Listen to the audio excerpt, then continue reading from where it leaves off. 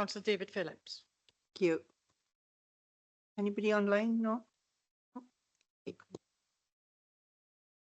This item is disclosures of personal and prejudicial interests, and can I call on Debbie Smith, please, to advise?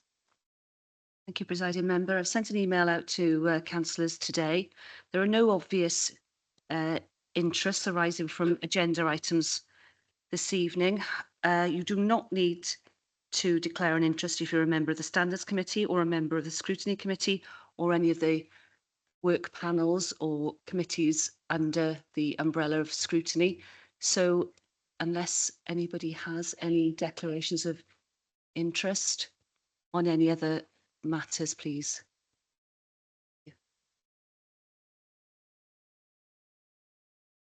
Rates, it's on. Yeah, I think it's working now.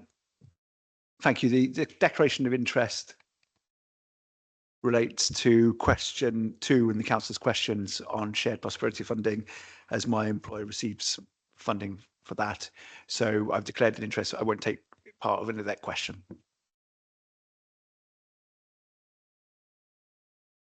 Councillor, I've forgotten your name again. Sorry. Sam.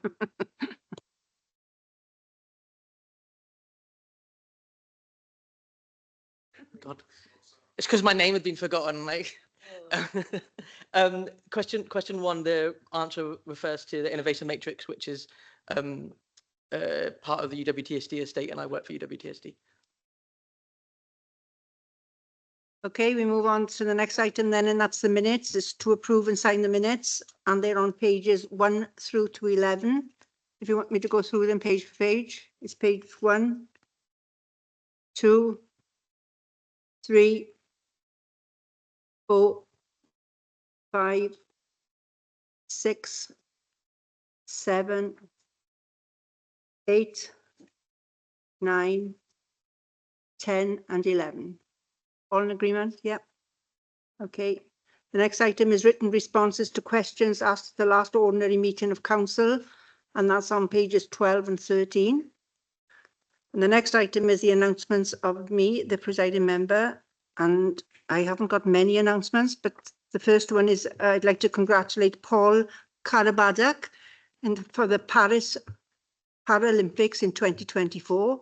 Paul Karabadak is a table tennis playing Paralympian from Wenaloedd. He is a former attendee of the Swansea Friends of the Young Disabled, and he has won over 100 medals and has been playing competitively for Great Britain since 2001. He recently won a bronze in doubles table tennis at the Paris Olympics 2024. And can I pass on my congratulations to Paul? Okay, thank you. And the next one, we have a welcome to the Emma Cole, the head teacher of Bishop Vaughan Catholic School, and the pupils from school who are going to give us a brief presentation. And I've jumped 2 as the other one. Oh, sorry. Okay, sorry. I've got to make a mistake every time, Rob. Don't worry about it. I'm calling you, Rob. Thank you. Thank you, Presiding Member. I've just a few announcements to make for today. Firstly, to congratulate the staff for their hard work in supporting the delivery of the opening of the new Albert Hall. Members will know that that facility opened earlier this week formally. Our teams have been busy supporting Simon Baston and his team to deliver that facility, and it's great to see the Albert Hall, which has lain derelict for nearly 2 decades, open and available to the public. For those who haven't visited, it has a food court and performance space which can hold a capacity of 600 people. Above that, our new A-grade office space, and above that is an apart hotel. And again, it's really important that we bring and save our historic buildings, but also bring them back into useful use for the city centre. Coming shortly after that will be the opening of the Palace Theatre on the 7th of November. And again, I know members of Scrutiny as well as members of the council have had an opportunity to visit that facility during its regeneration. It has been a real challenge for us, a very unique building, but one that I'm very pleased that we've been able to intervene and save, and again look forward to being present for the opening of that on the 7th of November. And of course, on top of that will come the opening of 7172 Kingsway. I know we have questions about the city deal tonight, but that is a development directly linked to the delivery of the city deal. That is coming to its final phase of fit out. And when these 3 buildings are open, there'll be over 1,000 jobs secured and created in the city centre, which will mean obviously continued investment, prosperity and a good growth for our city centre, which I'm sure we all want to see. Well, I say I'm sure we all want to see, because I have to say, Chair, I was also quite disappointed to read some comments in the press this week from members of the Uplands Party with regard to the Skyline project. Now, there were some statements made in that article, which I assume, given the reporter, who is usually very accurate, were reflective of what the councillors had said.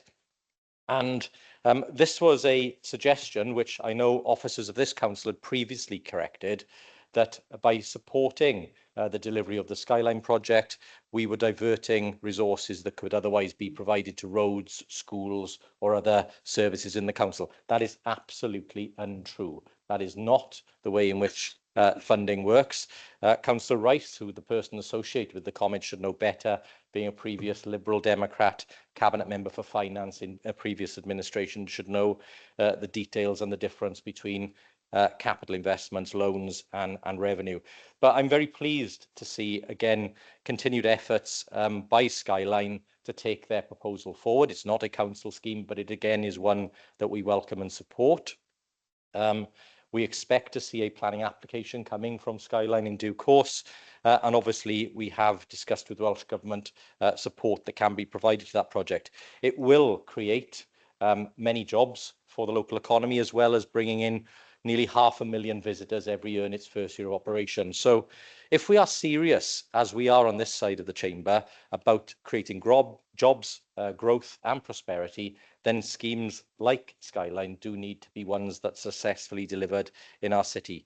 I know that we want to take this city forward. I just wish Councillor Rice and his colleagues in the Uplands Party wanted the same and not to hold the city back. But Chair, very pleased to see the delivery of the projects we promised, and 2025 looks even better. Thank you, Chair. Okay, thank you. After jumping the gun, I will now move to the proper presentation. It's a presentation from Bishop Bourne Catholic School for the Festival of Peace. Can I welcome Emma Pole, head teacher of Bishop Bourne Catholic School, and the pupils from the school who are going to give us a brief presentation and sing songs relating to the Festival of Peace. So over to you, Emma. Thank you.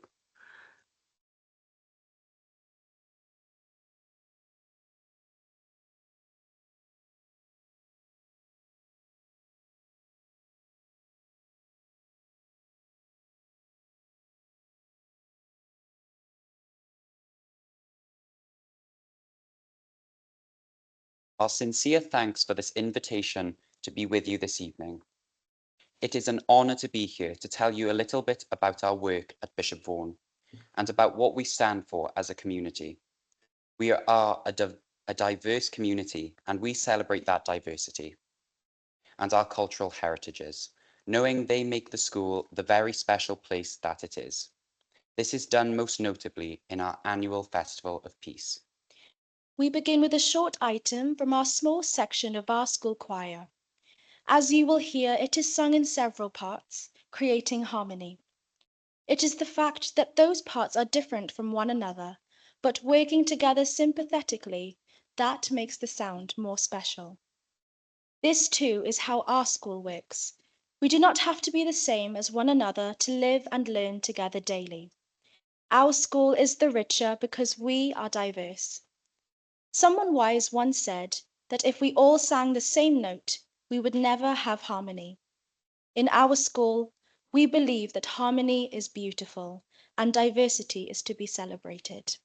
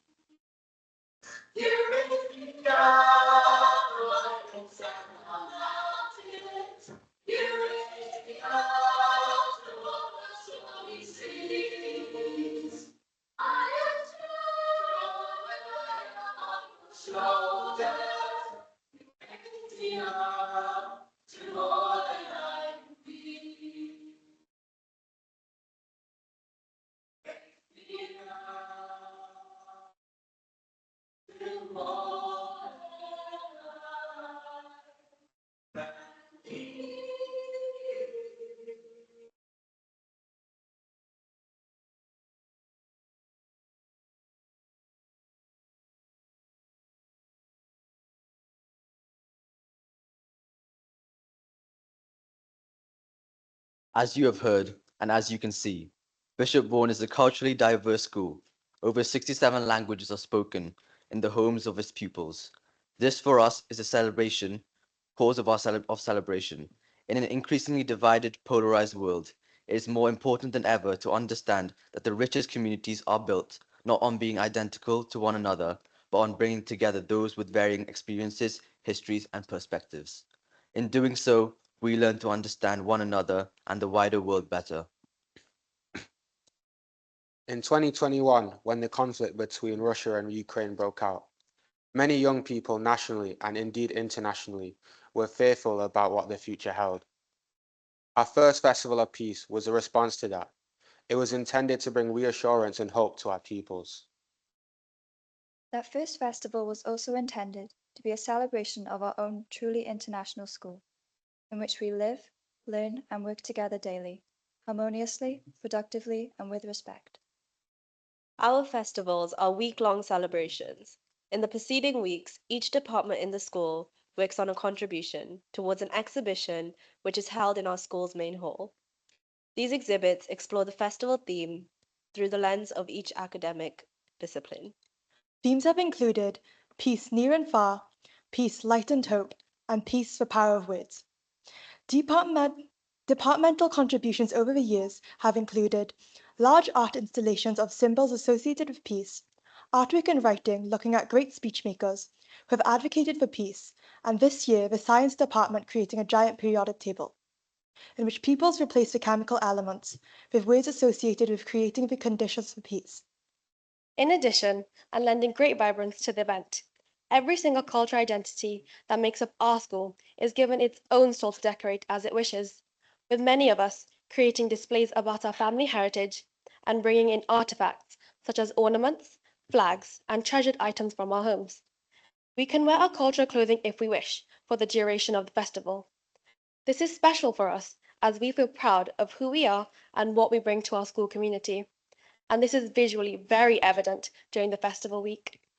We are a school of sanctuary, supporting our city's status as a city of sanctuary. The festival's focus on providing welcome to all and on valuing the experience of every person is for us an opportunity to put our values into action. In a typical festival week, all pupils visit the exhibition over 2 days, parents and carers during the evenings, and there is a music and dance closing celebration on the Friday. In the middle of the week, we have our main celebration. This coincides with the International Day of Peace, and we welcome visitors from a wide range of organisations, from Welsh Government to anti-racist organisations, community groups, the Lord Lieutenant, religious groups, the Lord Mayor, clergy, other schools, and many more. We have been delighted each year to welcome members of this council and honoured that the leader of the council, whom I had the privilege of showing around the exhibition, extended this invitation to us to share a description of the event with you, his council colleagues. Following a guided tour of the exhibition, our visitors have a short concert programme with items from our choir before chatting with pupils over refreshments. We are aware that your time this evening has many demands upon it, but in replicating a little of the festival experience for you, we would like to close this presentation on a fittingly harmonious note, emphasizing again our firm belief that difference is indeed to be celebrated, alongside the values that bind us together as a community, living and learning together each day.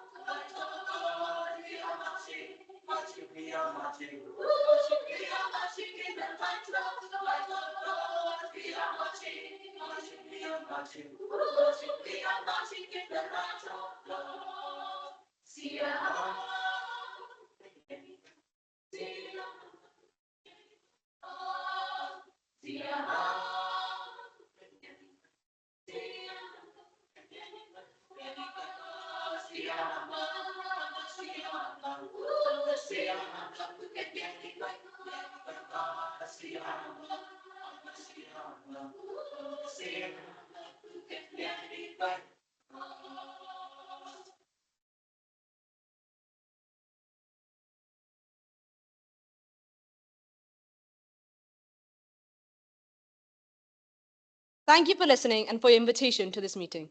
It has been an honor to be here. From all of us at Bishop Vaughan, peace be with you.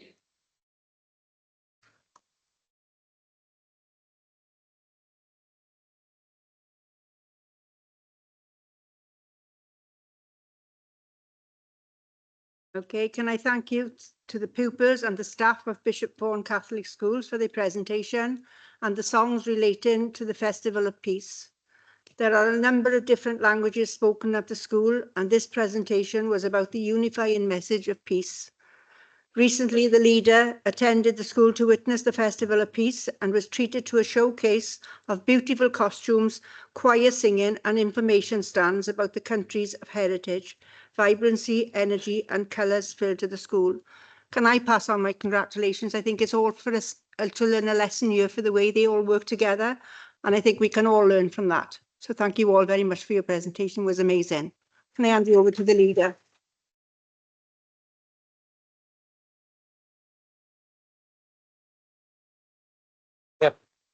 Presiding member, if I could, yeah, it was a privilege to attend the ceremony and the event at Bishop Vaughan School.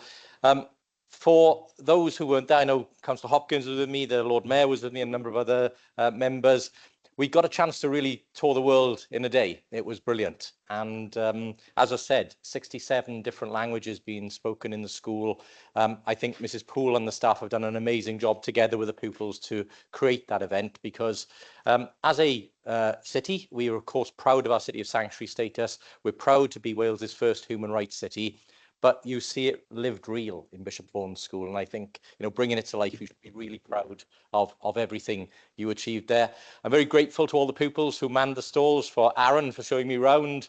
And I actually got to try food on the Chinese stall that I hadn't tried since we were in Nantong. So it was a really good, nice delicacy, fantastic event. And again, I think the thing that hit home with me was the line that we heard again tonight. If we all sing the same note, there is no harmony. And I think that is absolutely true. So thank you all. You should all be very proud. We are very proud of you. So thank you very much.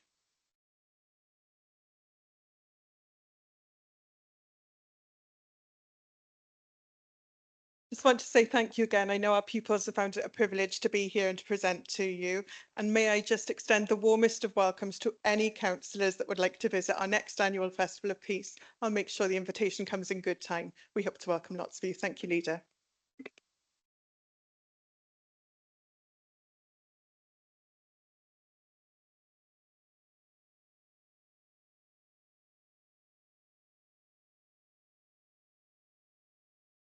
I think we all enjoyed that. Was amazing. Absolutely.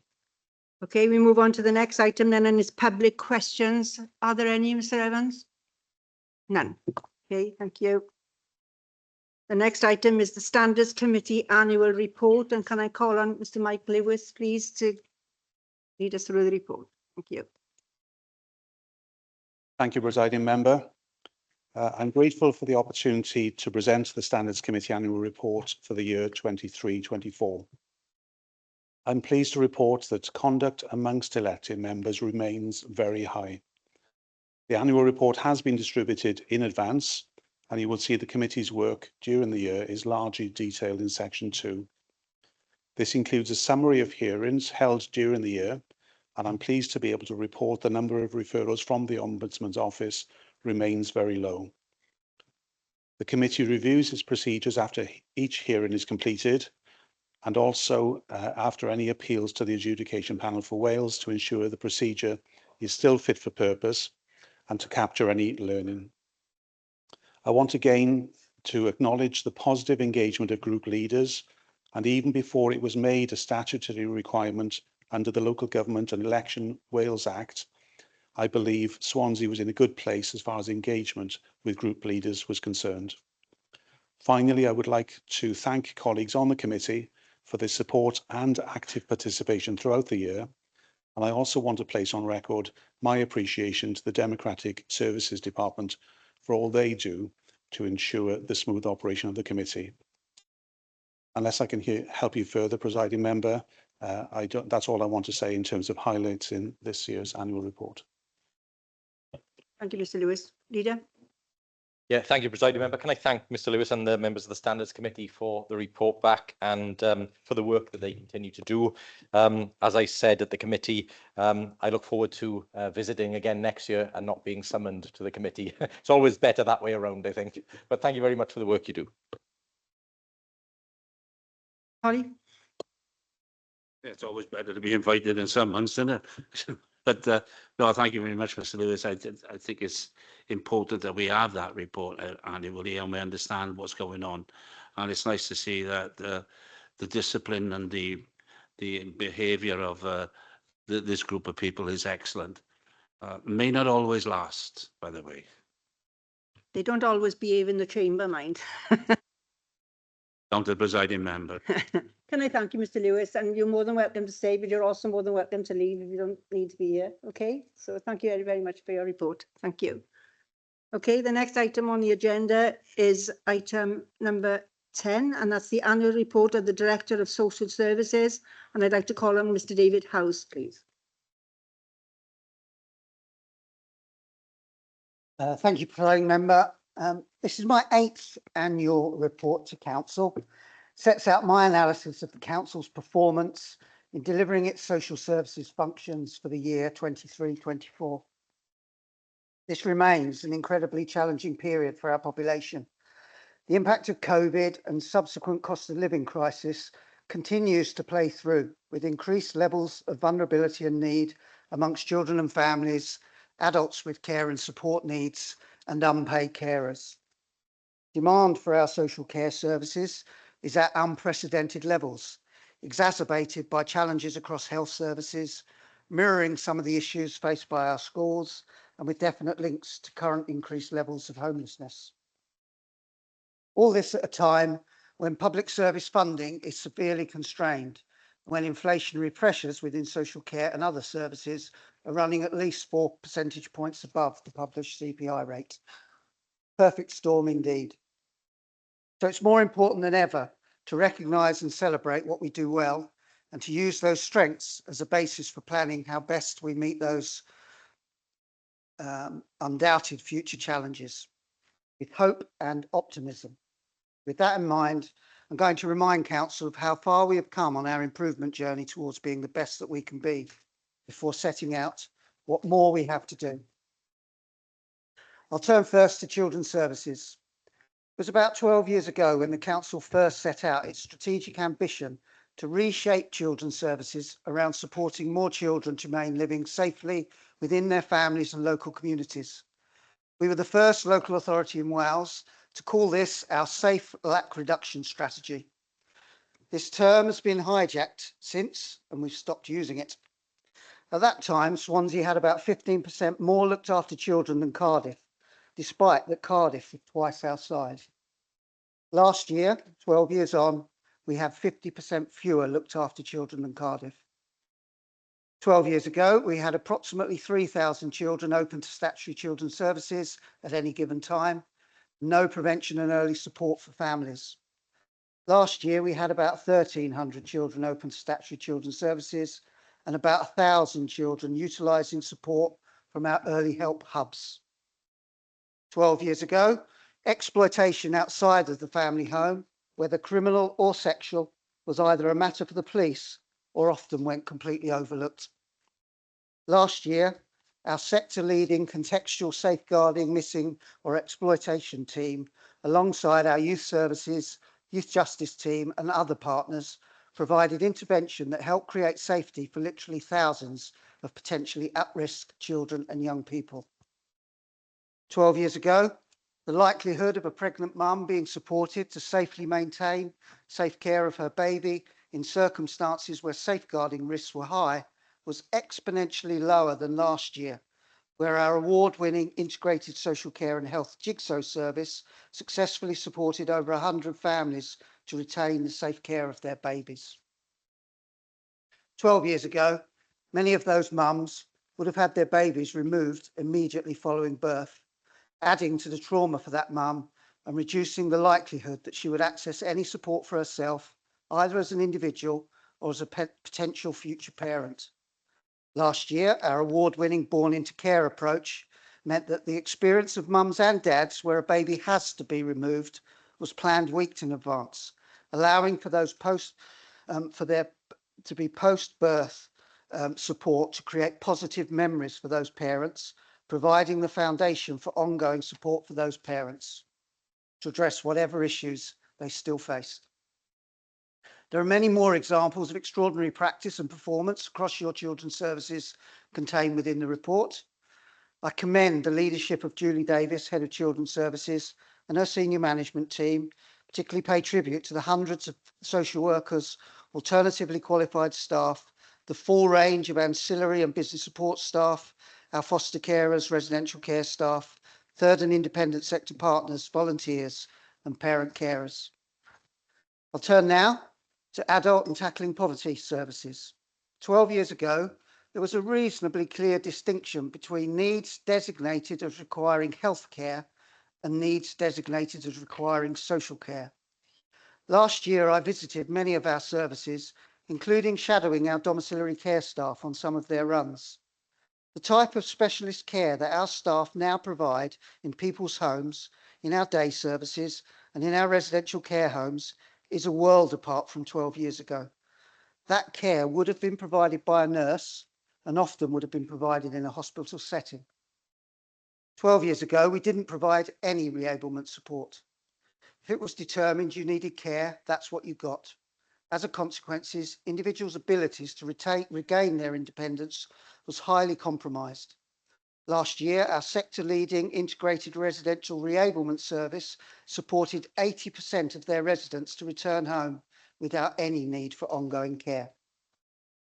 One of those residents was so poorly when discharged from hospital, she was placed on a palliative care pathway. I met that individual on the day she was due to be discharged. She returned home fully independent. 12 years ago, individuals with dementia would likely end up staying in hospital for an extended period, and the needs would escalate, making it more and more difficult to find a long-term placement. Last year, we opened a residential reablement service in T1 Arloy to mirror the work in Bonamine House, but focused on individuals with dementia. 50% of the residents accessing that pilot service have successfully returned home, avoiding the need for a long-term residential placement. 12 years ago, we didn't have a tackling poverty strategy. We didn't have a range of tackling poverty and associated prevention and wellbeing services. Last year, our tackling poverty and associated prevention and wellbeing services supported thousands of individuals and carers with a range of targeted prevention and more general wellbeing support. Our approach to prevention and wellbeing was commended as best practice by Care Inspectorate Wales, and our rate of recourse to all forms of managed care are below the Welsh average. I again commend the leadership of Amy Hawkins, Head of Adult Services, Tackling Poverty, Helen St John, Head of Integrated Services, their senior management teams, and again pay credit to our adult services, social workers, alternatively qualified staff, commissioning teams, ancillary and business support staff, our domiciliary, residential and day services staff, tackling poverty teams, third and independent sector partners, our volunteers and unpaid carers.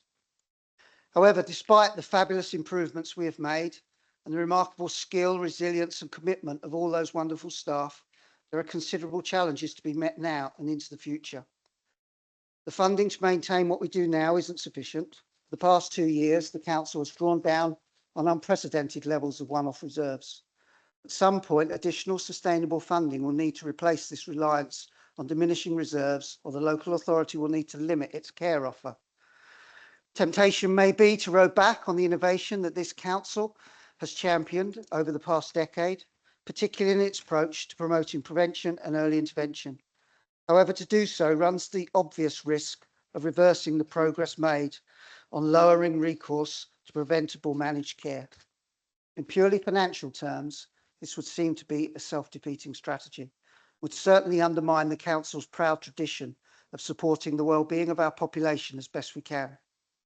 These are incredible dilemmas for Council to grapple with over the next few years.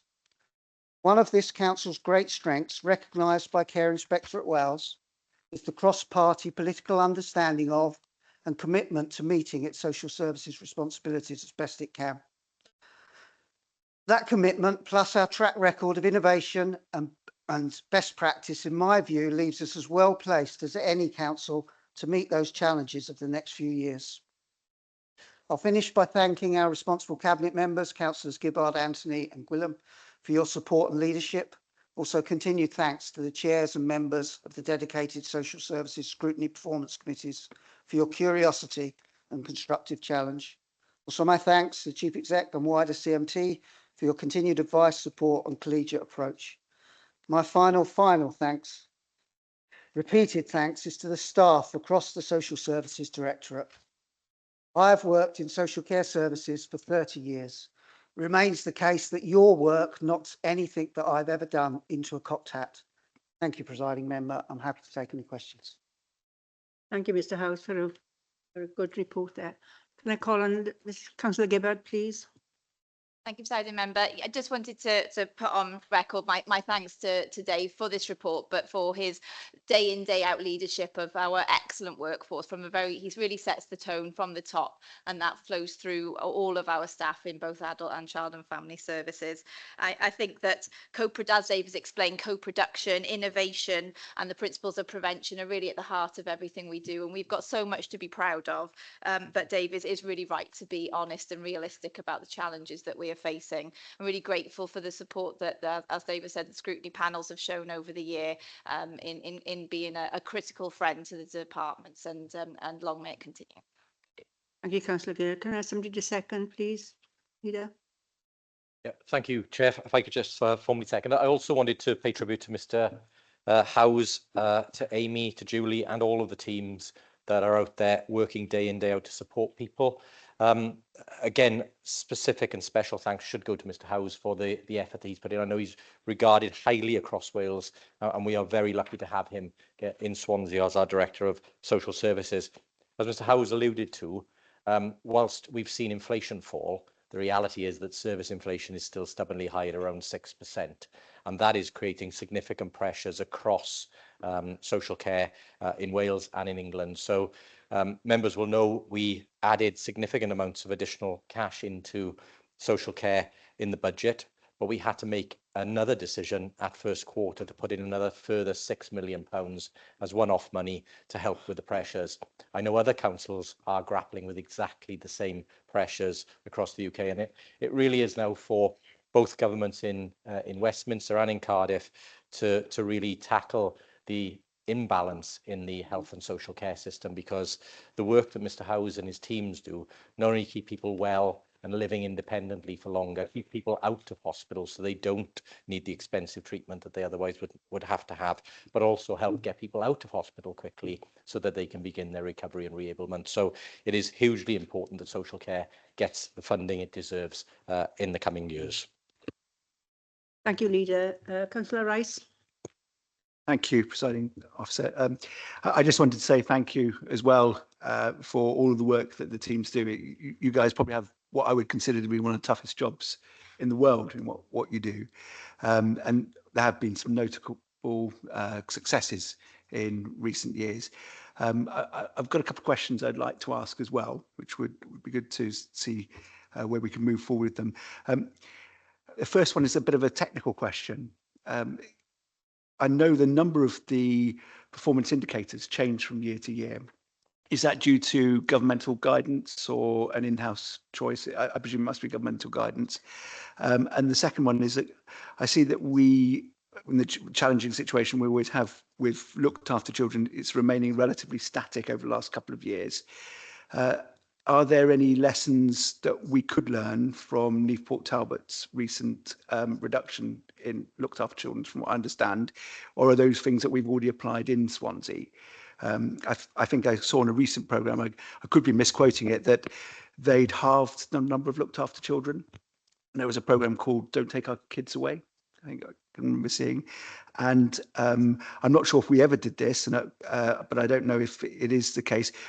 I've noticed that obviously still quite a few placements move from school to school quite frequently, or within placements. Are we committed in Swansea to not move people using black bin bags, as I know had been an issue that's come up in the press? Hopefully we never did that in Swansea. Yeah, hopefully I remember all of the questions, Councillor Rice. So first of all, you're right. The performance framework set by Welsh Government does repeatedly change. So we're having to reflect some of those changes. Alongside that, though, we also continue to try and strengthen our own arrangements to performance management and what we deem to be good. So it's a combination of the two things. Hopefully, the robust input from our dedicated scrutiny panel, make sure that the council's always got as good an understanding of those changes as possible and is able to track progress or identify potential problems early, despite the fact that those changes happen. In terms of there has been a plateauing of our looked after children numbers. You're right, we were on a steady downward trajectory up until COVID hit, and then since then we've plateaued and stayed fairly steady. Staying fairly steady has been an achievement in itself. Across some other local authorities, they've seen numbers rise. What's happened in all local authorities is that the number of children ending up in residential care has risen, and that's a particular challenge for us and all local authorities. And we all seem to have risen at the same sorts of rates. So there isn't anything that's where we've got particular examples. You mentioned Neath Port Talbot, likewise their numbers have gone up for residential placements at exactly the same rate as ours have gone up. So that's a particular challenge for us. We think that is a COVID consequence, what the disruption that there was to our children's population, to the demands on families, that continues to play into the system. So that's a real area of focus for us over the next couple of years.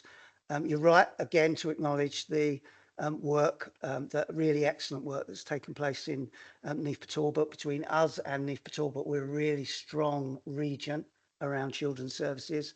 I think we probably started our journey on that strategy 5 years before Neath Talbot. So what Neath Talbot are celebrating, rightly so, is recent success. It's not a competition. I'm really pleased that we live in a region. We work very closely with Neath Talbot. We work to the same health board. So I think we are committed together to being the best that we can be in supporting our children's population. We continue to share ideas about what works and what doesn't. There are some differences between, our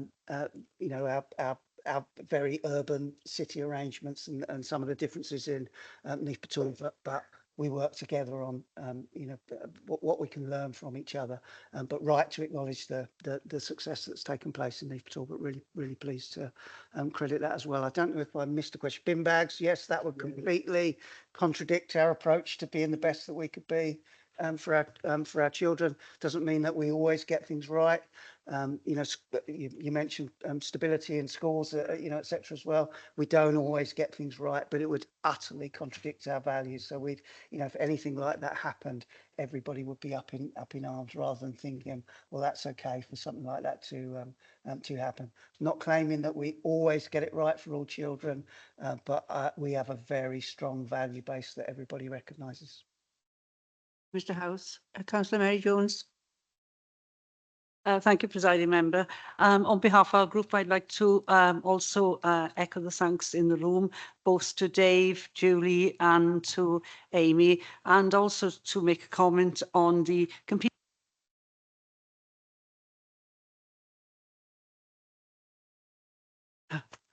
and the competing demands you have with all the different acts that you now have to adhere to. And I do know the workload is so difficult, and yes, with the diminishing finance to go with it. So yes, thank you very much for all you do.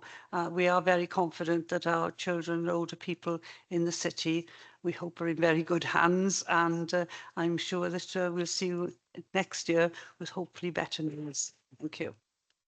Jones. Councillor Lyndon Jones.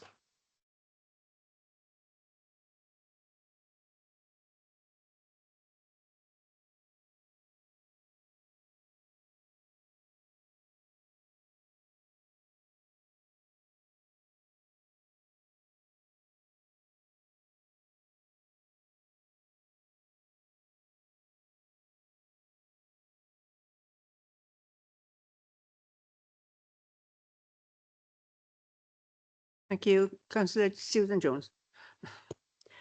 I just would like to record our thanks from Scrutiny on behalf of Paxton and myself for the support that David and his staff have always given us, and for the Cabinet Member for the support for Scrutiny over the last year. At least the last year, more than the last year. Thank you.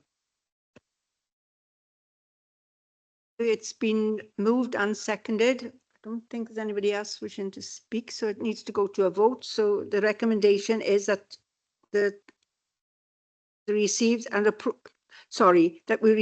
approve the annual report from the Director of Social Services for 23-24. So can I have a show of hands in support, please? Any against? Any abstentions? That's unanimous. Thank you, Mr. House, for your excellent report. Thank you. And I wish you all the best. Okay, we move on to the next item then, and I'd like to call on Councillor Peter Black. It's the Scrutiny Annual Report.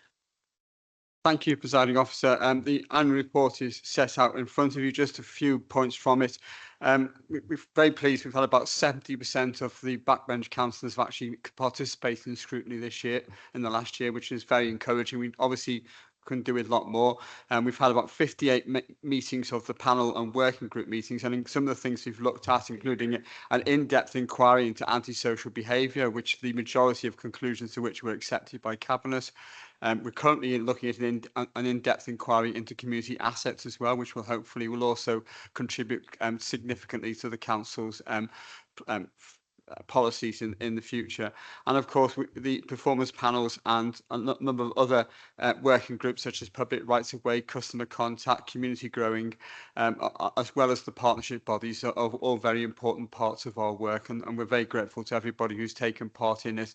As the Director of Social Services said earlier on, the key to scrutiny is curiosity, and we have some very curious councillors indeed. We're asking lots of questions, and hopefully we will continue to do so and help and contribute to the work of this council in doing so. So thank you, and I hope you can accept this report. Thank you, Chair. Thank you. There's no vote required on this, so it's for information only. Okay, but thank you, Councillor Black, for your report. Okay, the next item is the review of the revenue reserves. I'd like to call on Mr. Ben Smith, please. Thank you, Presiding Member. This is my annual report to yourselves on the review of reserves. You're well versed and expecting such a report. There is one recommendation in front of you that is advising that I seek you approve the report as is. The rest of the report sets out in summary form a raft of items of detail, which I will quickly canter through. An emphasis of what this report is and isn't. It is a statement of the reserves at the 31st of March 2024. There are a known number of things that will happen in year. The budget was set with a planned draw from the school's ICT reserve, a planned use of the final balance on the Economic Recovery Fund, previous council decisions, which is if there's a capital financing underspend, it is added to the capital equalisation reserve, and so forth and so forth. What it really serves to do is to discharge my duties to you to shine a light on the totality of reserves, but also to recognise the degree of reserves that the council has. And I'm sure, as has been already alluded to in previous items, as times are tough and difficult, it is always comforting to be in a position with relatively large earmarked reserves.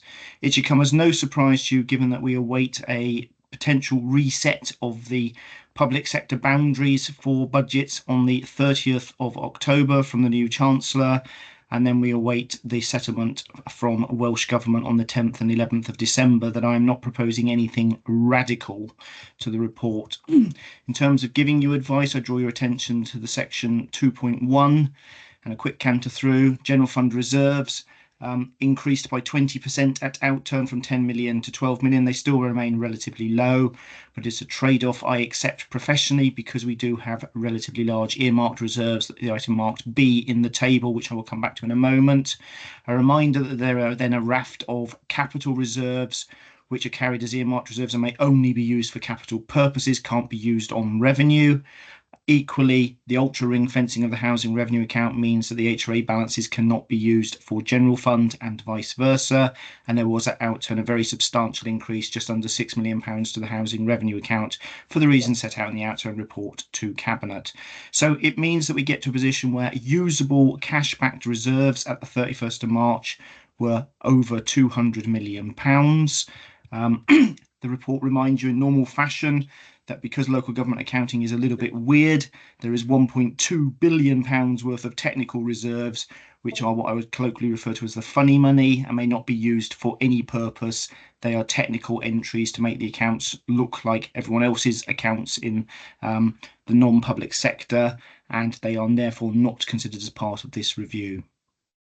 As I've indicated, probably the most important bit is looking at the specific earmarked reserves, which is set out in a bit more detail in 3.11, with some annotations making clear that I do expect items to be spent. So, for example, the Transformation and Efficiency Reserve was allocated by Cabinet to be spent on HRA and ICT transformation, and I would expect that to be fully spent in due course. We are experiencing schools with some degree of overspending and forecasting a draw from reserves. That figure will almost certainly go down a bit. How much it will go down, we'll have to wait and see. But there's quite a lot of commentary at the moment in terms of the draws from schools' reserves across the whole of Wales. The equalisation reserve predominantly carries the capital equalisation reserve, the device I use to smooth capital financing over a number of years, in line with the agreement to my advice in previous councils. A number of other technical reserves, some of which are ours, some of which are owned by third parties, some of which are joint ventures, and can only be used for the purposes intended. I draw your attention to the contingency fund. We were fortunate at outturn to not draw anywhere near as much from earmarked reserves as was planned, and I was able to allocate £12 million at outturn, and Cabinet agreed to that advice, and it was added to the £3 million of in-year contingency budgeted for. But as the note makes clear, Cabinet at its first quarter position, as was alluded to in terms of the Director of Social Services report and across other parts of the council, that has already been fully committed by Cabinet at first quarter. It's part of that emergency triaging decision that Cabinet took. And in similar vein, the recovery fund is the residual part of what was the established economic recovery fund, originally established with up to £45 million in. You may recall some of it was diverted to protect the council from very elevated interest rates, but the bulk of the economic recovery fund was used and always set up and planned to be fully deployed, and it reflects the residual elements of the final year of deploying on that. So earmarked reserves remain very healthy, always a pleasing position to be in. Reserves can only be spent once. I am sure as budgets are tight in real terms, given elevated service inflation, there will continue to be debate in due course about the balance to be struck. That will be a matter for the executive to give advice to council, and ultimately council to make a deliberation when it sets its budget in March 2025. My overall advice is the reserves are sufficient and adequate, and I am satisfied that no changes should be made at this point in time, given the uncertainties that face us. There will be a review once we have that reset, both as a result of the UK budget on the 30th of October and the perhaps even more important comprehensive spending review, which offers the promise of a return to multi-year settlements for local government, which will enable us ultimately, albeit once they've gone through a Welsh Government lens, to return to some more robust medium-term planning, informed by more robust allocations from both UK and Welsh Government. So as I started, the report has one recommendation in front of you, which is I seek that you accept my advice to make no changes at this point in time to the various colloquially referred to jam jars. They will be used as they need to be used in due course, and I've advised you that some of them are already planned to be used. And as you see and contrast and compare with other authorities, I would always rather have reserves to be able to deploy than not have them to deploy. But a balance has to be struck, and I'm sure there will be commentary from the Auditor General in due course on the financial resilience of local government as a whole in Wales, and how all councils wrestle with the challenges of still heightened service inflation, demand and demography growing, and we'll have to wait and see what we get in terms of settlements from UK government and Welsh government. So thank you, presiding member. I will revert back. The leader may wish to comment on the report. It is a technical report, so it goes in my name, but I'm back to you. Thank you. Thank you. Can I call on the leader, please? Thank you, presiding member. Can I begin by thanking Mr. Smith and his team for the work again done on this report, and for their continued management of council's finances, specifically with regard to the reserves. As Mr. Smith said, our general reserves remain at the lowest advisable level of 12 million, but we do have substantial earmark reserves, and those are there, as Mr. Smith has outlined, for specific purposes. All I would add to what Mr. Smith has said is, inevitably, given that we have no 3-year settlement at the present time, our understanding is that it's likely that we'll see a 1-year settlement from the new UK government, followed by a 3-year settlement once the comprehensive spending review is done. So therefore, we're in a bit of a unique position where we have a lack of clarity, at least in the short term, in terms of what we're likely to get in terms of funding. We'll know more on the 30th of October, and of course, Mr. Smith and I will update Council once that budget has been delivered in terms of what that is likely to mean for us in the coming year. And what I would say is that inevitably, given the pressures that we just recently talked about with Mr. Howes in terms of social care and others, there is inevitably going to be some draw from reserves in the coming years as we try and make sure that we smooth over the amount of money that we're able to support services with. But other than that, Chair, happy to move. Okay, can I call on Councillor Lewis who seconded? Yes, happy to second. Thank you, Chair. Can I just remind members online, you should have your cameras on and be able to be seen and heard at all times. So can you make sure you can be seen, please? Thank you. Councillor Rice. Thank you, Presiding Officer. I just want to ask a quick technical kind of question about the insurance reserve. I see obviously it's standing at 18 million at the moment. Are there any reasons for the growth over the last few years in terms of cited liabilities? I don't expect you to obviously go through what those are because they may be commercially sensitive, but any particular growth or reason or pressure or any callings on that to make it to 18 million? So very briefly, the insurance reserve for the self-insurance as well as our external insurance claims is as much in the lap of the gods as anything else. We end up triangulating and triaging our insurance position. They have grown conveniently over time.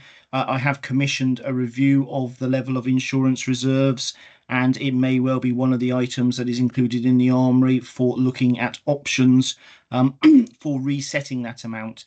It's only very recently that there was a fire in one of our unoperationally used schools, and there is a reason why we do carry quite substantial insurance reserves, because we self-insure for a very large number of events and only get commercial insurance liability for big events, and also our statutory duty for employers and public liability insurance. So it is always a matter that I keep under review. Sometimes they go up, sometimes they go down. They are healthy just at the moment because they are healthy. We've actually had relatively low claims experience. It's not been added to because of specific issues around likely claims. You rightly work out that some matters might be commercially sensitive or prejudicial, so I won't go into details, but it is one of the reserves that I will look to give advice to members on in due course once I've received the formal actuarial valuation. I have commissioned such a valuation of it this year round, given that it has grown significantly. Thank you, Mr. Smith. Councillor Holly. Yeah, thanks, Chair. And thank Mr. Smith. I was under the impression we self-insured for quite a lot of our claims, and that the claim level depends on the product, where, who and what is claiming. Am I correct in that? Yes, absolutely. We do self-insure for a very large number of items, and it's only the really, really high value, high risk items, plus the things that were mandated in law, like every other employer and public body. We have to have employers and public liability insurance, but we do self-insure the vast majority of our liabilities, and it's for the big claims that we don't, and then it becomes dependent upon actual claims made. All authorities carry a level of insurance reserves and choose to self-insure because it is normally the most economically advantageous way to do it, rather than to try to get commercial cover for absolutely every eventuality, given your average local authority's got hundreds and hundreds and hundreds of services and potentially therefore hundreds and hundreds of different liabilities. Thank you, Mr. Smith. Is there any more questions? No? Okay, it's been moved and seconded, so I'm going to move to the vote. The recommendation is that we approve the recommendations made in this report at sections 3, 10 and 3.11, 3.10, sorry, and 3.11. So can I have a show of hands in support, please? Anybody against? Any abstentions? That's unanimous. Thank you, Mr. Smith. Before we move on to the next item, I'd like to call on Mr. Evans, please, who's going to explain the... Thanks, the presiding member. On the next item, I've had notification that the translations facilities will be used. So for councillors who will require the Welsh translation, there are headphones in the drawers in front of you, other than those in the front row. And I will bring things round. So I'll just bring these round to you quickly. But for the rest, if you can go in your drawers and pull your headsets out.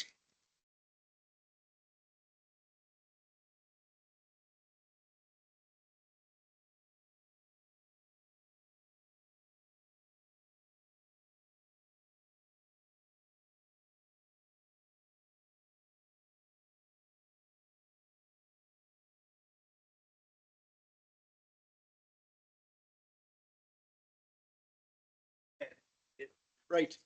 Okay. So what you've all got now, if you plug them in to the headphone sockets in front of you, the language has been, I've set the language to the translation, which is number 2. So you're all on number 2.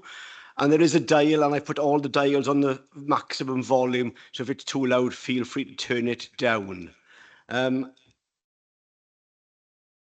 I'll ask Nerys here for the translator to say a few words to ensure that you can all hear.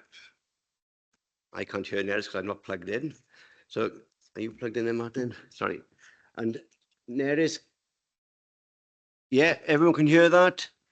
There you are. Thank you, everybody. And we're good to go. Robert. Diolch Llywydd, diolch Mr Evans, a mae'n bleser cael cyflwyno'r polisi hwn i'r cyngor llawn y prynawn yma. Mae'r ddogfen sy'n ger ei bron yn ffrwyth ymgynghori a thrafod gyda nifer o fawr o gyrff a chymdeithasau ac eraill sy'n ymwneud â'r Gymraeg a'i dyfodol yn yr ardal a wasanaethau gan gyngor dinas a Sir Abertawe. Ar un olwg, mae'n rhaid cydnabod maint yr her sydd yn wynebu ar hyn o bryd a'r arwyddion gofidus sydd i'w gweld o edrych ar ffigurau'r cyfrifiad diwetha. Hynny, rhaid cofio bod y ffigurau gyfer y sir yn ei chyflawnder yn cuddio gwahaniaethau pwysig o fewn yr awdurdod hwn a'r ffaith bod y canrannau sy'n siarad Cymraeg lawer yn uwch mewn rhai mannau nag eraill. Mae'r strategaeth yn cynnwys gwaith ym myd addysg gyda targedau ar gyfer cynyddu'r nifer o blant sy'n siarad Cymraeg. Mae hefyd yn golygu creu cyfleoedd yn y gweithle, hybu'r Gymraeg yn y cymdegaethau, hybu ymwybyddiaeth drwy sicrhau bod y Gymraeg yn weledol, annog busnesau i ddefnyddio'r Gymraeg, hyfforddiant yn y Gymraeg a hybu'r defnydd o'r iaith yn y gweithle ac yn y gwahanol wasanaethau a ddarperir gan y cyngor. Mae'r ffocws ar bartneriaeth o fewn y cyngor ac hefyd ar weithio gyda chyrff eraill mwyn rhoi'r strategaeth hon ar waith. Carwn wneud un sylw pellach wrth orffen a bydd rai o'ch wedi clywed fi'n gweud hyn o'r blaen. Nad yw'r canran sy'n siarad Cymraeg yn Abertawe yn uchel, mae'n bwysig ystyried y cyfanswm o bobl sy'n siarad Cymraeg yn y sir ac mae'r ffigwr hwnnw yn sylweddol. A mae'n uwch eto os ystyrir y niferoedd sy'n byw ac yn siarad Cymraeg dyweder o fewn hanner awr i'r Abertawe. Mae hyn yn creu cyfle i greu bywyd Cymraeg bywiog a fydd yn gyfle i bobl o bob oed i fwynhau cyfleon i ddysgu, gweithio ac i gymdeithasu trwy gyfrwng y Gymraeg. A bydd y strategaeth hon yn mynd peth o'r ffordd i gyflawni'r nod hwnnw. A mae'n bleser gael cynnig y strategaeth y prynawn yma. Diolch, Llywyd. Diolch yn fawr, Mr Smith. Can I have somebody to... Sorry, I'm hearing myself talking. Can I have somebody to move the report, please? Elliot, okay, it's fine. Want to speak as well, Elliot, yeah? Can I come in quickly? It appears some of the people online didn't hear the translation, which it should have come through. It looks like when they joined, they didn't have the settings set to English. We can either run through that again to make sure everyone's heard it. I'm conscious, I want to make sure that everyone's heard what's been said because it's quite important because I'm going to be asking you to vote on this shortly. So we can either ask you to do it again in Welsh, Councillor Smith, and I apologise. And if I just explain to those online, if you press the 3 dots where it says more and choose language, and then you pick interpretation language, and you need to set that to English. So I can talk you through that again if people didn't understand that. The 3 dots where it says more, choose language and speech, then interpretation language, and then press English. I apologize for those. Yeah, I'll do a quick test. If it's anyone that hasn't heard that, if you put it in chat, I can pick it up immediately. Otherwise, we will press ahead. I think we got 2, at least 2 have got it. I take it everybody's picked up on those instructions then? Okay, there's no one saying they can't hear. They will, there are dots there, just you want to speak Spanish, so she's okay. Right, nobody else is saying they can't hear, so I'm minded that you can all hear, and we'll run through that again, and apologies from me. Thank you. Diolch yn fawr, o'n i wastad yn cario arsel yn sgosil. Diolch newydd, mae'n bleser i gael cyflwyno'r polisi hwn i'r cyngor llawn y prynawn yma. Mae'r ddogfen sydd gyda ei bron yn ffrwyth ymgynghori a thrafod gyda nifer fawr o gyrff cymdeithasau ac eraill sy'n ymwneud â'r Gymraeg a'i dyfodol yn yr ardal a wasanaethir gan gyngor dinas a Sir Abertawe. Ar un olwg, mae'n rhaid cydnabod maint yr her sy'n enwynebu ar hyn o bryd ar arwyddion gofidus i'w gweld o edrych ar ffigurau'r cyfrifiad diwethaf. Hynny, rhaid cofio fod y ffigurau ar gyfer y sir yn ei chyflawnder yn cuddio gwahaniaethau pwysig o fewn yr awdurdod hwn a'r ffaith fod y canrannau sy'n siarad Cymraeg lawer yn uwch mewn rhai manel Abertawe nag mewn eraill. Mae'r strategaeth yn cynnwys gwaith ym myd addysg gyda targedau ar gyfer cynyddu'r niferoedd o blant sy'n siarad Cymraeg. Mae hefyd yn golygu creu cyfleoedd yn y gweithle, hybu'r Gymraeg yn ein cymdogaethau, hybu ymwybyddiaeth drwy sicrhau fod y Gymraeg yn weledol, annog busnesau i ddefnyddio'r Gymraeg, hyfforddiant yn y Gymraeg, a hybu'r defnydd o'r iaith yn y gweithle ac yn y gwahanol wasanaethau a ddarperir gan y cyngor. Mae'r ffocws ar bartneriaeth o fewn y cyngor ac hefyd ar weithio gyda chyrff eraill mwyn roi'r strategaeth hon ar waith. Carwn wneud un sylw pellach, a bydd rhai nhw'ch wedi clywed fi'n gweud hyn o'r blaen. Nad yw'r canran sy'n siarad Cymraeg yn Abertawe yn uchel, mae'n bwysig ystyried y cyfanswm sy'n siarad Cymraeg yn y sir ac wrth gwrs bod ystyried bod y ffigwr hwnnw yn uwch eto os ystyriwn ni'r nifer o sy'n siarad Cymraeg o fewn gweder hanner awr i Abertawe. Mae hyn yn creu cyfle i greu bywyd Cymraeg bywiog a fydd yn gyfle i bobl o bob oed i fwynhau cyfleon i ddysgu, gweithio ac i gymdeithasu trwy gyfrwng y Gymraeg a bydd y strategaeth hon yn mynd peth o'r ffordd i gyflawni'r nod hwnnw. Felly mae'n bleser i gael cynnig y strategaeth gyda'r. Diolch, Robert. Thank you. Councillor King. Yeah, thank you, Presiding Member. I'm not going to attempt to follow Councillor Smith's speaking Welsh, although I've been very lucky to, twice, been very lucky to take advantage of the fantastic Welsh language learning opportunities that there are in Swansea. I consider myself a work in progress on that front, but I think that brings me to the 2 points I wanted to make. I think as the report sort of points out, in the strategy, the value of communities are really important in this, and how we build confidence, particularly in Welsh learners, in developing their skills. And I was been very pleased to support a group in St Peter's Church in Cocket that has been set up to help Welsh learners attend a Welsh language service, and that's been very successful there in nurturing that and being able to take part in the services there. And the second thing, under my portfolio, really thinking of the human rights city, it's really important that this sits within the Strategic Equalities and Human Rights Action Plan and Objective 3, around reducing inequalities and barriers that exist within our communities and services, and the strategy clearly there to address that, and something that the Strategic Equality and Future Generations Board will be taking on in monitoring as part of their work.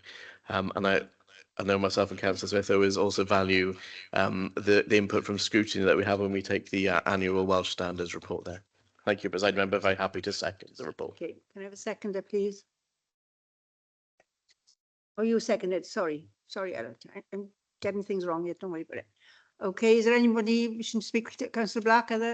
Yeah, please. Thank you, Chair. Can I say, first of all, it is encouraging to see that the age groups between 5 and 44 have seen an increase in use of Welsh, which clearly means good for the future.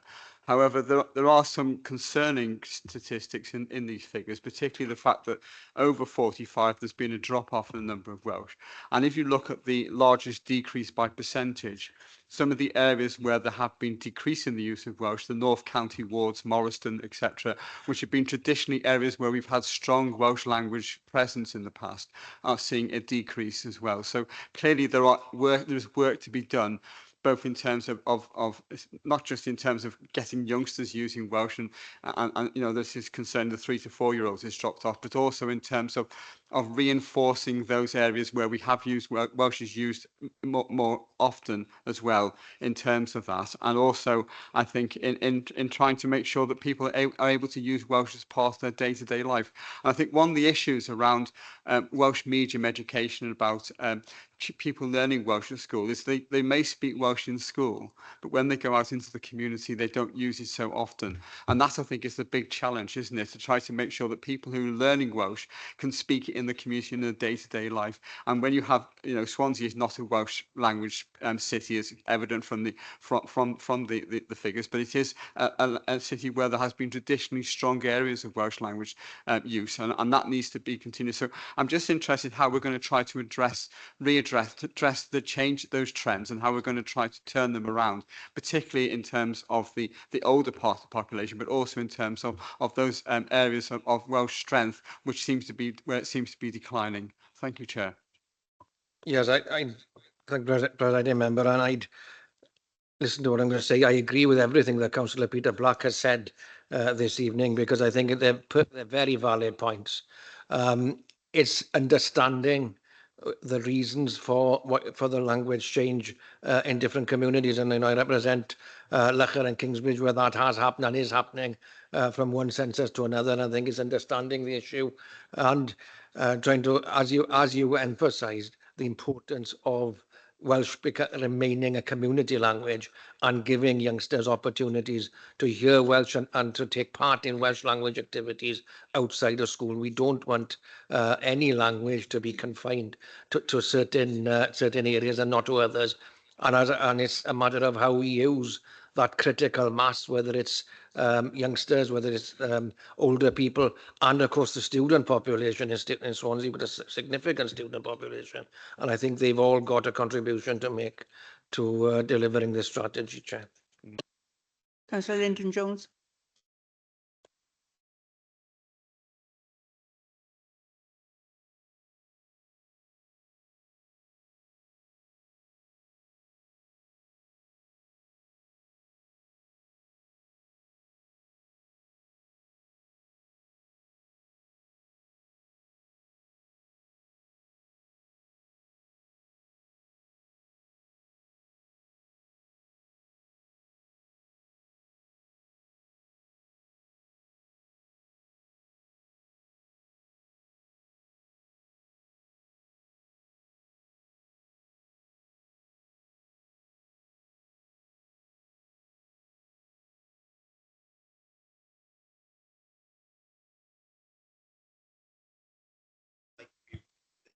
All right, sorry, sorry about that.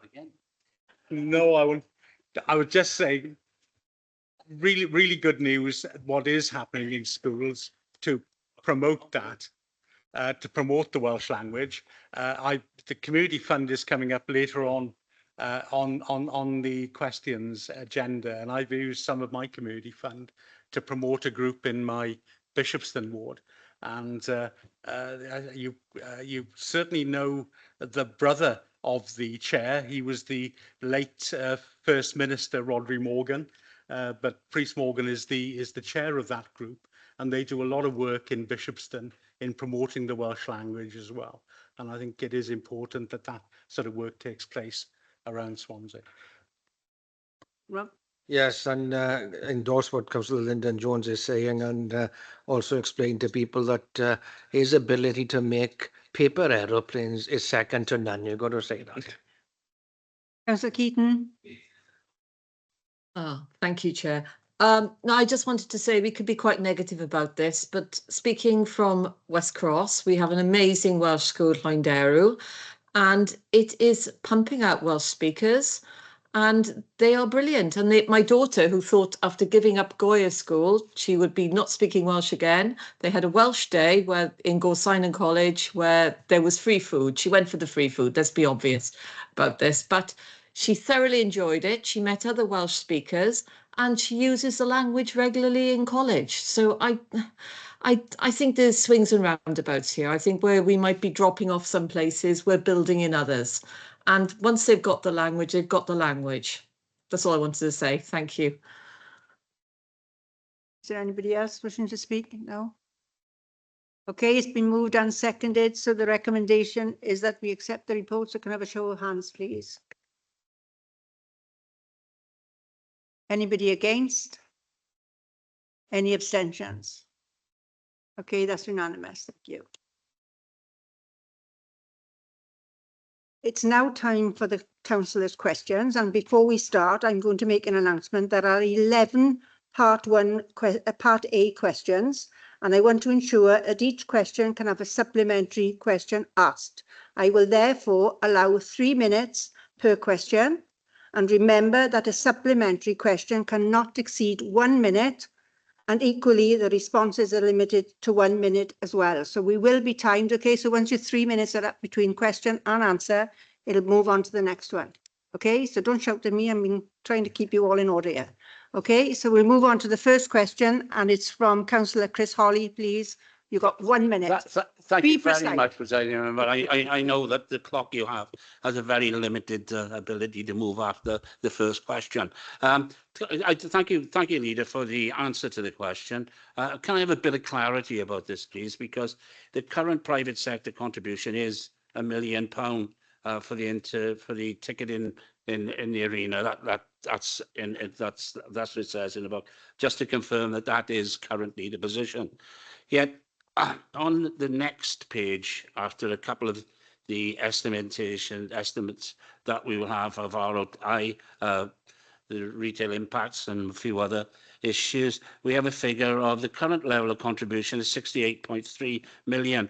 Can you explain the difference between the committed 1 million of private sector funding for the city deal and yet the contribution level of 68?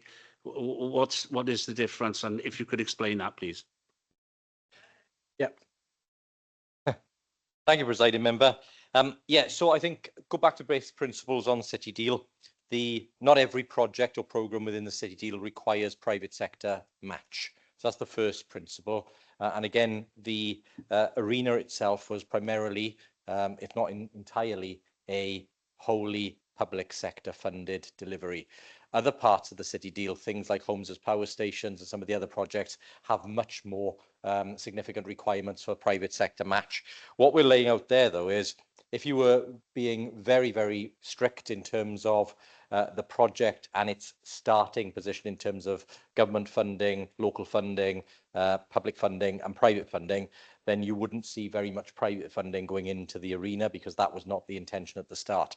However, the catalytic effect of the private sector for the city centre and for adjoining schemes has meant that we are seeing significant investment, private sector coming in behind the council, buying up buildings, refurbishing them, and that's where we're seeing the catalytic consequential effect of the public sector investment. We were in time as well. Well, just to clarify then, that wasn't the actual question that was asked. The question was asked is how much contribution did the private sector input into the city deal? Now we know that that's £1 million, but the current level of contribution is 68.3 million. I'm assuming, and from what you've said, is that's all the other things that are being built, all the flats and the Albert Hall and everything else, and also Palace Theatre. So that contribution is included in that 68.3. So again, I'm not sure what you're including and what you're not, and I want to try and give an honest answer as possible, an accurate answer as possible. If you're taking the deal as a whole, that includes the projects outside of Swansea. You can see the figures there grow significantly up to nearly 500 million as we get into year 25-26. There are elements for the arena part of the Copper Bay or the digital waterfront project, which have a very small amount of private sector funding. But again, that differs between the projects being delivered by ourselves directly and our partners in Trinity St David's. But then there are consequential ones which are outside of that core city deal evaluation, which are the additional elements of private sector investment. So there are many elements to this. I'm more than happy if the Leader of Opposition wants to write to me specifically, and I can give him a specific number back in terms of what the exact question is. I will do that, and thank you for that. Thank you very much for your assistance. Thank you both for keeping in time, okay? So, Councillor White. First time. Councillor White. Yes, thank you, President. Remember, if I could ask a question about the leader, as they say, it's great to see 7172 Kingsway now nearly completed. I haven't seen it from when visiting the city centre very frequently. I've seen it grow from the base of it to now to what it looks like, a tremendous, magnificent building. What I'd like to ask the leader, if possible, is can the leader confirm that this is assisting in raising Swansea growth prospects for next year? Thank you, Presiding Member. Yeah, thank you, Councillor, for that question. Yes, in terms of the investment being made in the city centre, we talked earlier about the 3 sites that will come online before the end of the year. Following that, obviously, there will be the opening of the new public sector hub at the British Home Stores building, as well as we will be bringing forward proposals for the new public sector hub to be part of Copper Bay Phase 2. We're in active discussions with other partners in the region for further buildings. But even before these have been activated, PwC recently published a report, which members will have seen, where the author, I'm just going to get his name so I get it right, it is Justin Martin from PwC, commended both Swansea and Cardiff in terms of their growth and the fact that we are the 2 fastest growing cities in Wales, as would be expected. But the fact is that Swansea has rocketed up the league to become the 7th fastest growing city in the UK for next year. That is something that doesn't happen by accident. It is about improving the life chances of people in the city, the opportunities for growth, the opportunities for jobs and others. And that is only possible because of the vast investment that's being made by ourselves and then followed up by the private sector. So in terms of your answer there, if we hadn't, I think the point I'm getting to is if we hadn't of secured and delivered the city deal and then been very, very ambitious in terms of our investments and our programme for the city centre, we would not now be seeing the levels of growth that we have in the city. Right, we're way over 3 minutes on the first question, and I will allow you to ask Councillor Rice as long as you be precise and that the answer is going to be just as precise, because otherwise we won't get through all the questions. Okay, over to you. Please can the leader provide the council with a breakdown of the makeup of the £492 million, which is going to be in 25-26, please? Yes. Okay, we move on to question 2 then, and it's from Councillor Leslie Walton, Mike Lewis, Wendy Lewis. You know which one of you is speaking. Thank you. No supplementary. Move on to question 3 then, and it's from Councillor Lyndon Jones. Could I thank the Cabinet member for his response, and can I say I hope so?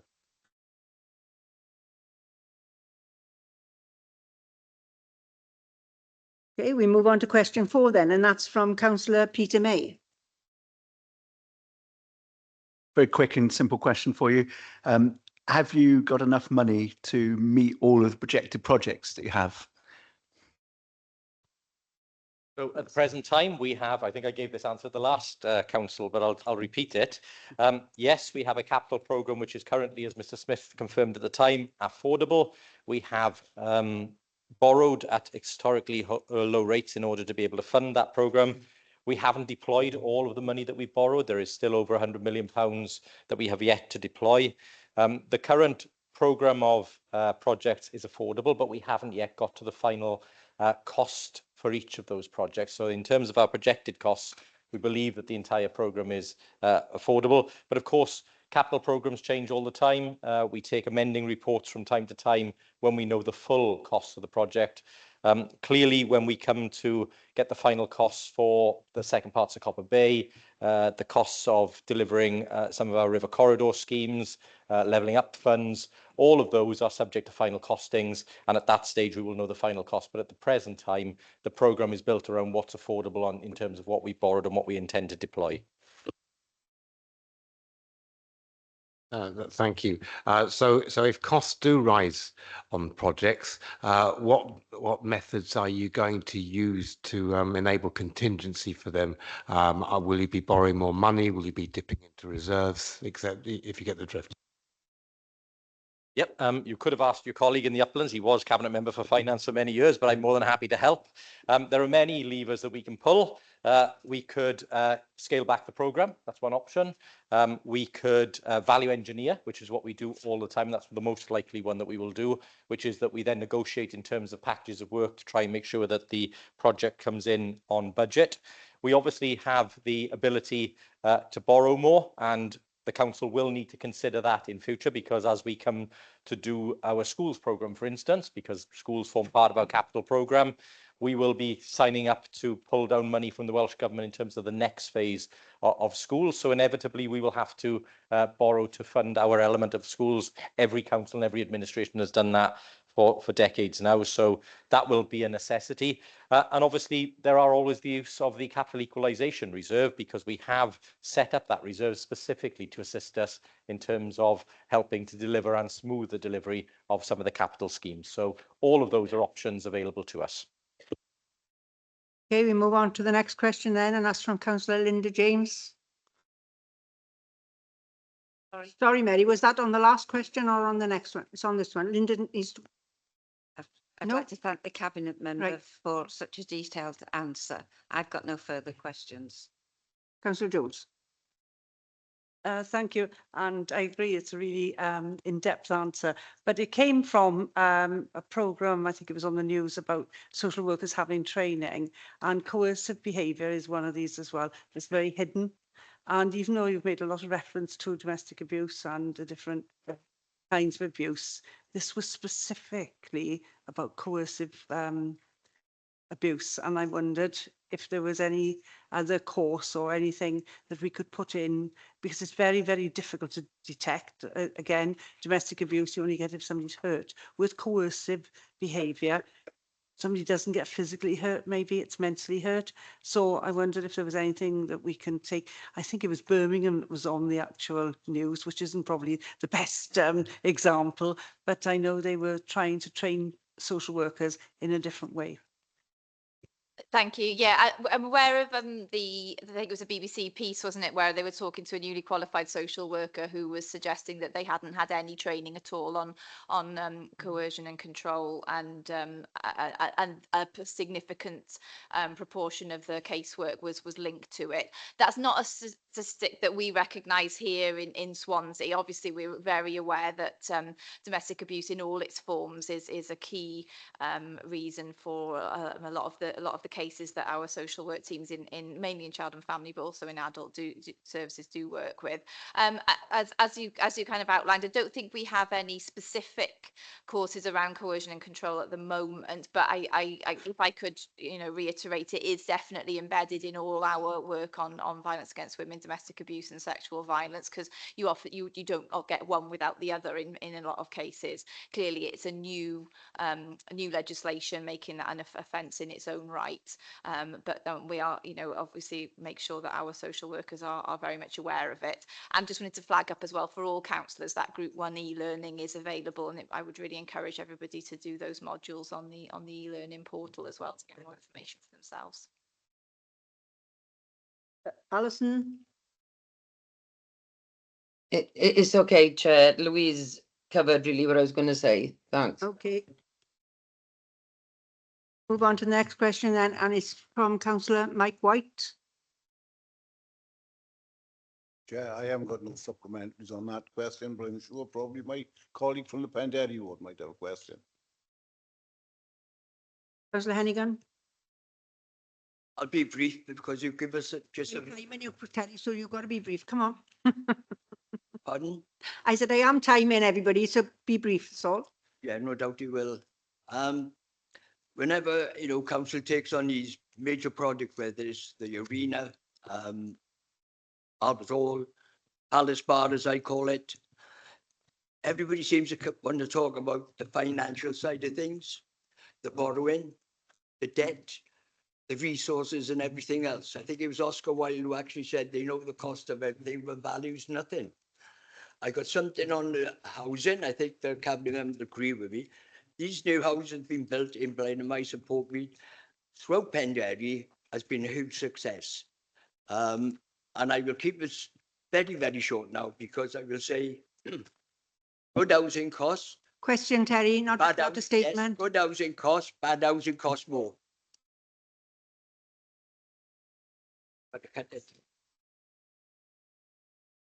I think the question is, do I agree with that comment, presiding member? The response is, I absolutely do agree. I do feel, as this council has taken the opportunity to build, we could have built more at a lesser quality. That would have been an easy decision for us to take. But what we decided to do was build to a superior quality for the benefit of our council tenants to help address energy poverty. But also what that's done is that's enabled them to have a really good quality energy efficient homes. They deserve that. Their families and children deserve that. And I'm very proud of the track record of this administration. The question here outlines the planned investment in Penderry Ward. It doesn't note the previous investment that this administration has put in across all our council estate, over £500 million.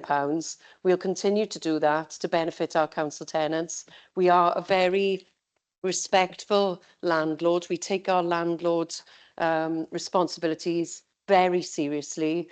And I'm really pleased to point out that we do quality over quantity in this instance, and we will continue to deliver as best we can. My credit to the housing and building services teams for everything that they're doing. Thank you, Chair. If I'm correct, at least one of these refurbishments is done as temporary housing for homeless people. And of course, Penderry Wood does have a number of flats which are used as temporary housing for homeless people. I'm just wondering, given the massive increase in homelessness in Swansea, are we looking to replace that temporary accommodation and try to put or increase it in any way whatsoever? Not necessarily in Penderry Wood, but elsewhere around the city. Yes, the short answer is yes. We are looking to increase our temporary accommodation, and the strategy would be, ideally, to exit B&B and go into different, better quality temporary and emergency accommodation. And then the future aspiration would be to turn those temporary accommodation units back into permanent housing. We're not there at this point in time. We're seeing a national homelessness crisis, but we will certainly focus our minds to be able to do that whenever possible in the future. I will be bringing forward some other projects and proposals, but not ready for that today, I'm afraid, presiding member. But we are looking at all our options, as well as exploring any Welsh Government funding that is brought to us in terms of acquisitions and increasing acquisitions, which is a quick, easy win for us. And we've had some real successes there, but we do need grant funding to be able to do more. Just ask, Chair, will those proposals be coming to Cabinet in the near future, where we can all see them? Yes. Thank you. We'll move on to the next question, then is from Councillor Lyndon Jones. Thank you. So the next one is from Councillor Mary Jones. Thank you. So I have an apology. I left a word out at the bottom. I didn't mean all buildings. I meant all council buildings. I hope you just realise that. I wasn't expecting you to be going around Swansea putting solar panels on. But I'm a little bit disappointed that we don't know the costs. Is there any way that we can have some kind of breakdown, not to the pound, I don't mean that, but to some value of the work, that we're doing? Can I just seek clarification? Is that cost of installation that you're asking about? Yes, it was. Yeah, I am acutely aware that installation cost is missing from the report.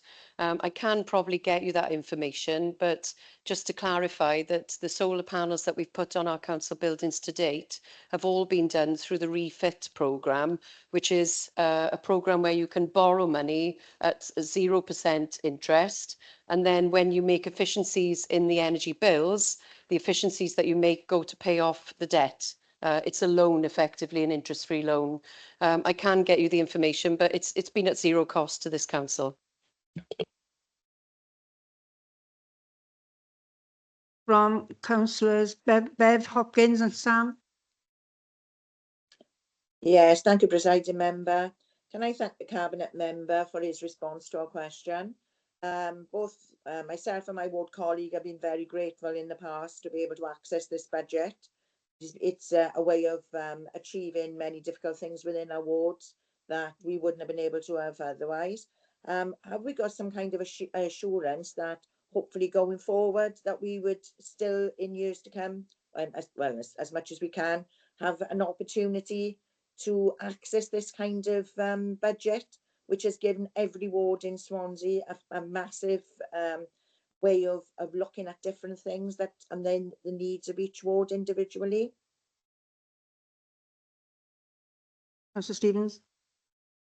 Yes, I can. The community budget is an outstanding budget, as all members here will know. And I will actually use this opportunity to apologise, Chair, because there's a little bit of a mistake in my response. I'm sure the multi-member wards will be thankful to know there's not 15,000 per ward. It's actually 15,000 per member per ward.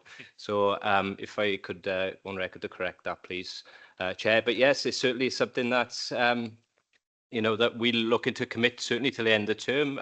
It's something that, you know, a budget I feel real strongly about, as I'm sure many members do here. And I'm quite proud that this administration can provide this funding to our communities in order for members to really address those community concerns and put what residents want directly in their wards. So, yes, thanks.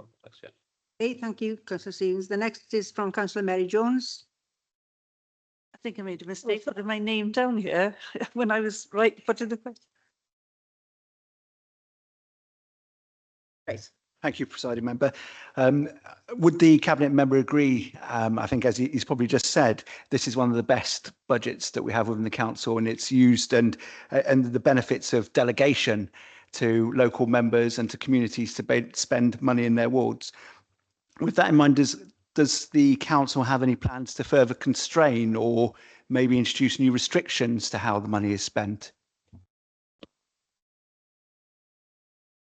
No, there's no plans in terms of introducing restrictions. No, not further restrictions, but we do try and adopt on various community budget spends. We try and use a fair use policy with whether we're supporting events or anything like that, and putting that process in place. But nothing new, no. So. No, just to add to what Councillor Stevens said, from a financial perspective, what we tried to do with the construction of this scheme was to give members the broadest possible use of the money to support their priorities, to make donations to local groups, to support other initiatives. So again, we've taken advice from the legal officer, from technical officers about how best to do that. We did broaden the scheme about 5 or 6 years ago, I believe. And of course, that came after we'd increased the budget in 2012 from £1,000, which was the community budget under Councillor Rice's time when he was finance member. So I'm glad he's converted to see the way in which we do things is much better. We'd increased the budget to £10,000, so 10 times the amount that you had under Councillor Rice, and then we doubled it again, or added another 50% to take it up to £15,000. So every council will get £75,000 to spend on local priorities during their period during this term.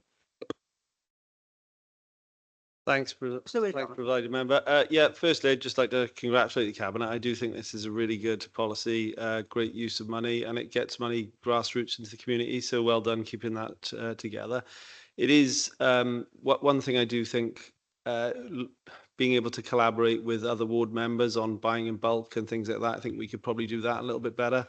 And one of the other things which is frustrating, but obviously I'm not sure what you can do about it, is the sheer price of some of the things that it cost us internally, especially highway schemes and things like that, and to the point where you don't end up doing them because it's something you want to implement, but you just think, I can't justify that when I could spend it on something else in the ward. So internal pricing, I think it's worth looking at, sharpening up some things, and also seeing what other ward members are doing with their budgets, and can we sort of buy in bulk and do things better. So I think there's some things we can look at. Thanks.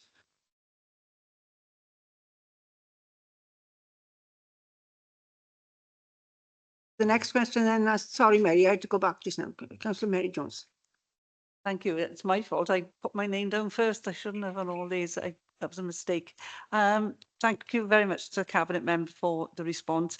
And I'm not going to ask a question. I'm just going to praise you for, thank you about the Brangwen Hall as well, that it looks now as if it's starting to flourish, because, you know, we were quite concerned that after COVID it wasn't picking up, but in your answer it says that it has. So thank you.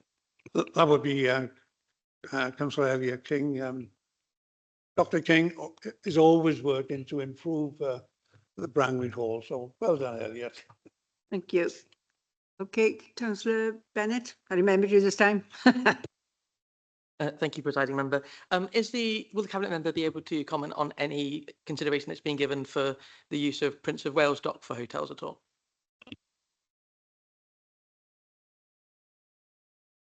For what now? In which way? For hotels. Hotels. I don't know the details. People have asked if they could look at hotels on the Prince of Wales dock, but there's no application in before us. On to question 11 then, and that's from Councillor Fiona Gordon. No supplementaries, just thanks and praise again for everybody involved in the outstanding results, how Swansea did compared to the Welsh average. Thank you. Those questions, and we've gone through it in an amazing time tonight. So thank you all for sticking to the rules. Okay, thank you very much. Thank you. Okay, thank you all, everybody, and have a safe journey home. Really well managed.